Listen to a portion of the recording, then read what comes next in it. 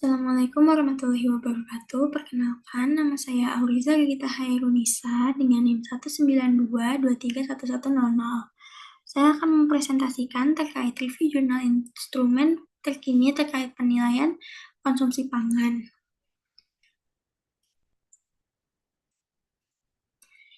Ya, ini merupakan informasi terkait data pada jurnal. Judulnya ada judulnya, kemudian jurnalnya, volumenya, penulis, tahun. Kemudian hasil reviewnya, penelitian ini bertujuan untuk menilai validitas Briggs-Martin-Flex, yaitu alat penilaian konsumsi pangan berbasis web pada wanita hamil. Secara khusus, penelitian ini ingin mengetahui apakah estimasi asupan energi yang dilaporkan melalui Briggs-Martin-Flex sesuai dengan total energi expenditure yang diukur menggunakan doubly labeled water atau DLW sebagai gold standard. Selain itu, penelitian juga bertujuan untuk membandingkan hasil asupan energi makronutrien, kelompok makanan sehat dan tidak sehat, serta skor Swedish Health Eating Index antara Briggs-Martin-Flex dan 24-hour telepon dietary recall yang merupakan metode tradisional dalam menilai konsumsi pangan. Penelitian ini menggunakan desain validasi Adam Healthy Moms Trial sebanyak 52 wanita hamil mengikuti pencatatan diet menggunakan Briggs-Martin-Flex dan 24-hour recall telepon selama 3 hari yang sama. Sebagian dari responden juga menjalani pengukuran total energi expenditure menggunakan metode doubly labeled water. Data konsumsi yang masuk dihitung secara otomatis menggunakan database komposisi pangan Swedia. Analisis statistik meliputi parity test, Wilcoxon correlation test, serta Blend-Altman plots. Untuk menilai kesesuaian antara metode pendekatan ini, diberikan gambaran menyeluruh mengenai akurasi data alat digital dibandingkan dengan metode klasik dan referensi. Kemudian, hasil penelitiannya ini menunjukkan bahwa asupan energi yang dilaporkan melalui Briggs-Martin-Flex tidak berbeda secara signifikan dibandingkan dengan total energi expenditure dari doubly labeled water. Selisih dari rata-rata sangat kecil. Selain itu, tidak ada perbedaan yang signifikan antara Briggs-Martin-Flex dengan 24-hour food recall dalam hal energi, makronutrien, kelompok pangan, maupun skor SHEI-nya.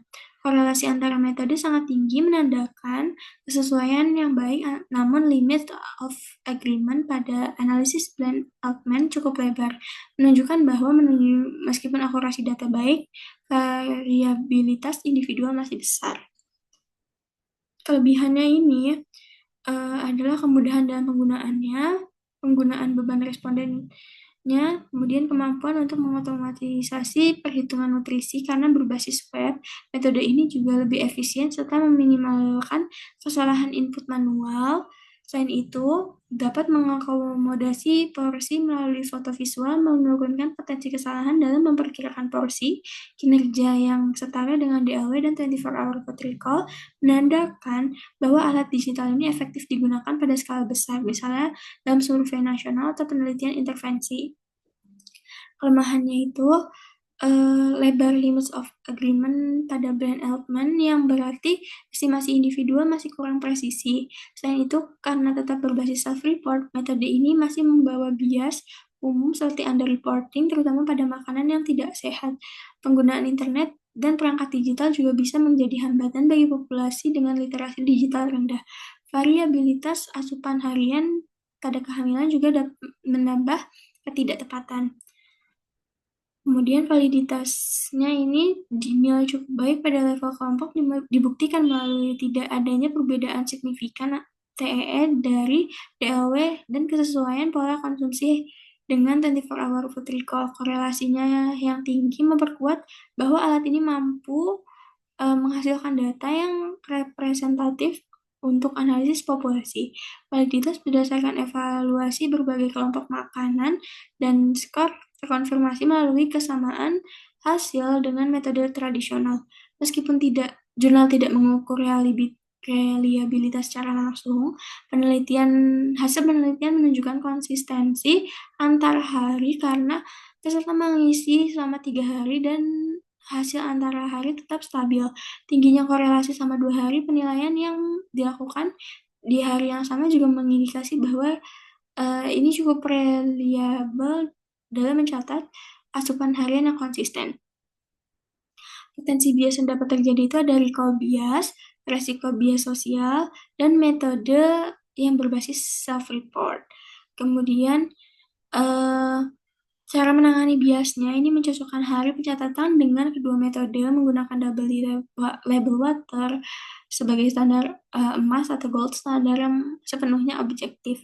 Kemudian menggunakan foto porsi dalam aplikasi membantu mengurangi kesalahan estimasi. Ini jurnal yang dipakai. Sekian presentasi dari saya. Mohon maaf apabila ada kesalahan. Wassalamualaikum warahmatullahi wabarakatuh.